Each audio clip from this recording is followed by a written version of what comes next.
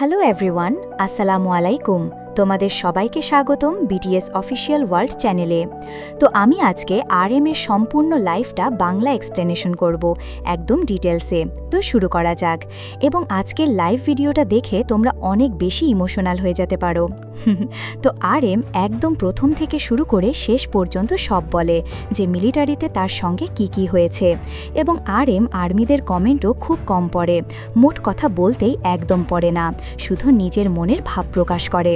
তো আরএম প্রথম বলে, আজ আমি আমার মিলিটারি সার্ভিসের সময় যা যা ঘটেছে সেটা বলবো। হয়তো নিচে সাবটাইটেল থাকবে, তবে আমি নিশ্চিত না সেটা কতটা সঠিক হবে। আমি কতবার ভাবেছি যে আমি তোমাদের সাথে লাইভে কথা বলতে পারবো, কারণ আমি সত্যি তোমাদের সাথে কথা বলতে চেয়েছি। শুরু করব? আগে ধন্যবাদ তোমাদের, যারা 18 মাস ধরে ধৈর্য ধরে অপেক্ষা করেছে। এটা অনেক দীর্ঘ সময়। মিলিটারি যাবার আগে আমি একটি মন্দিরে গিয়েছিলাম এবং 108 বার মাথা নত করে প্রার্থনা করেছিলাম। তারপর গাড়ির মধ্যে চেঁচিয়ে উঠেছিলাম। তারপর আমি তাইহুংয়ের সাথে ট্রেনিং ক্যাম্পে ঢুকেছিলাম।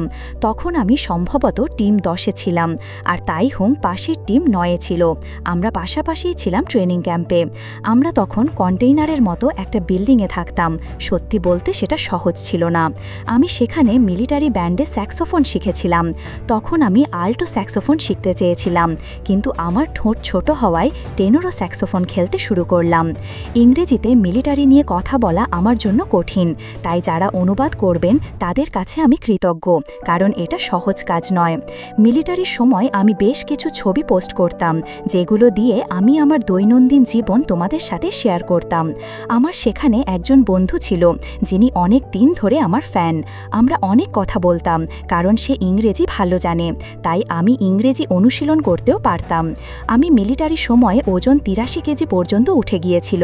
আমি নিজেও অবাক হয়ে গিয়েছিলাম কিভাবে এত বাড়ল। হয়তো কারণ ক্যাম্পের কাছে একটা মিনি মার্কেট ছিল, আমরা প্রায়ই রামেন খেতাম।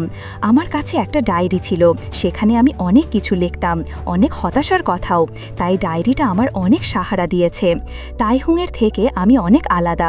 সে খুব দ্রুত মিশে যেতে পারে, কিন্তু আমি ঘুমাতে অনেক কষ্ট পেতাম। এত কষ্টে আমি ওষুধ খেতে শুরু করেছিলাম ঘুমানোর জন্য। চিকিৎসক বলেছিল হয়তো মিলিটারি স্ট্রেসের জন্য। এখন একটু ভালো হচ্ছে, আগে রাতে খুব ভয় পেতাম। আমি মিলিটারি ব্যান্ডে ছিলাম, গিটার আর ড্রাম চেষ্টা করেছিলাম, কিন্তু পারিনি, তাই শেষ পর্যন্ত স্যাক্সোফোনই বাজিয়েছি। আমার মিলিটারি সঙ্গীত বন্ধুরা যেভাবে বাজায় আমি তাদের গর্ব করি। মিলিটারি সময় আমি গান তৈরি করার চেষ্টা করতাম, মেলোডি বা লিরিক্স, কিন্তু পারিনি, ডায়েরিতেও লিখতে পারিনি। আমি একটা গান বানাতে চাই যা সবাই বুঝতে পারবে, খুব সরল শৈলীতে হবে। শুরু করা কঠিন হবে, কিন্তু আমি যথাসাধ্য চেষ্টা করব। দুঃখিত, আমি শুধু কথা বলতে পারি, কারোর মতো ক্যারাওকে করতে পারি না, যেমন জাংকুক করে।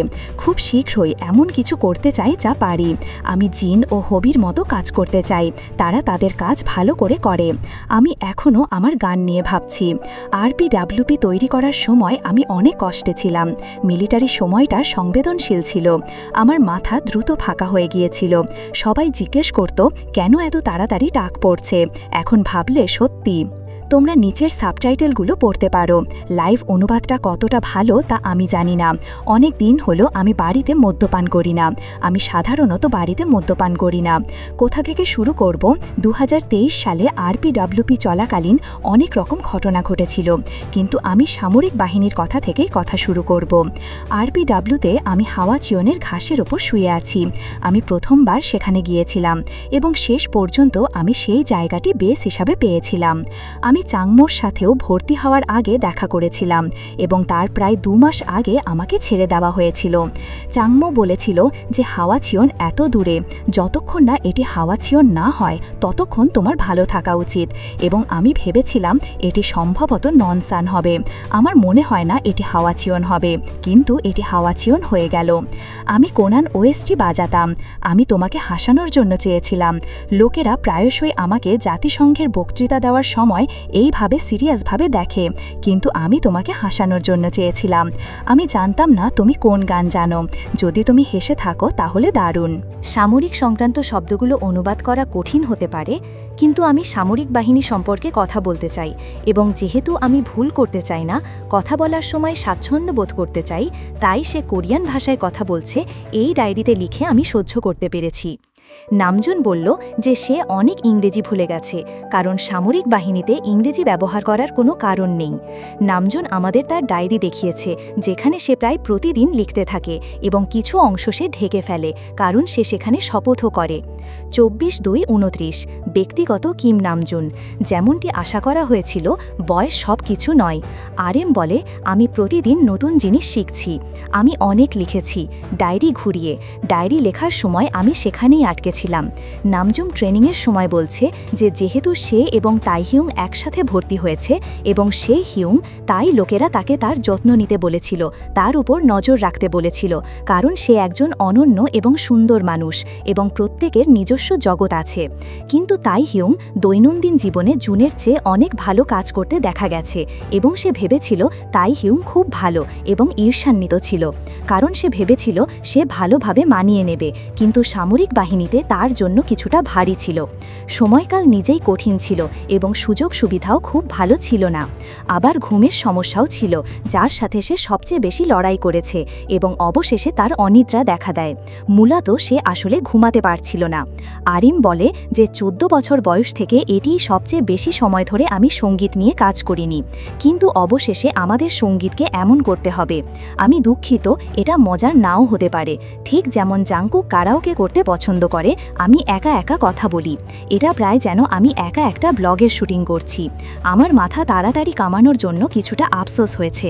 আমার বন্ধুরা ভাবছিল, তুমি কেন কামিয়ে ফেললে, আমরা আলোচনা করব, তাই না? এবং আমি তখন ভাবিনি। আবহাওয়াটাও গরম ছিল, কারণ RPW সততা এবং ধূর্ততার ওপর একটি অ্যালবাম, তাই আমি ভেবেছিলাম এটা সম্পর্কেও সৎ থাকা ভালো হবে, কিন্তু পরে আমি আফসোস করেছি। আমরা সবাই শক্তিশালী, এত দূর টিকে আছি। আমি আশা করি আর্মি সবসময় সুস্থ ও সুখী থাকবে।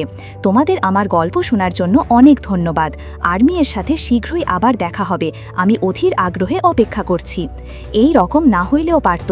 RM কতটা সৃজনশীল তা সবাই জানে। সে সব সময় নতুন কিছু করতে চায়, নতুন কিছু তৈরি করতে চায়, কিন্তু মিলিটারিতে থাকার কারণে দীর্ঘ 18 মাস তিনি নতুন কিছু করতে পারেনি।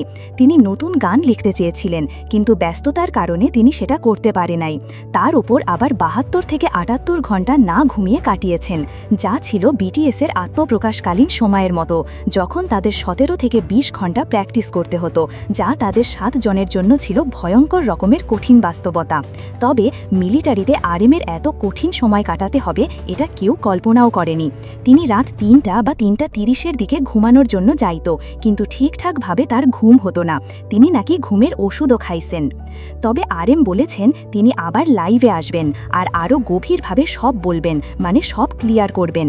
তবে তার কথাগুলো শুনে যতটুকু বুঝতে পারছি তিনি ভালো নেই, কিছুটা মানসিক আর শারীরিক অবসাদে আছেন। তবে আমরা সব সময় তার জন্য দোয়া করি, তিনি যেন সুস্থ হয়ে যায়। তো এই ছিল আজকের ভিডিও ভালো লাগলে লাইক, কমেন্ট, শেয়ার করবে এবং BTS মেম্বার্সদের সম্পর্কে অল আপডেটস পেতে আমার চ্যানেলটি সাবস্ক্রাইব করতে একদম ভুলবে না। দেখা হচ্ছে নেক্সট ভিডিওতে। আল্লাহ হাফেজ।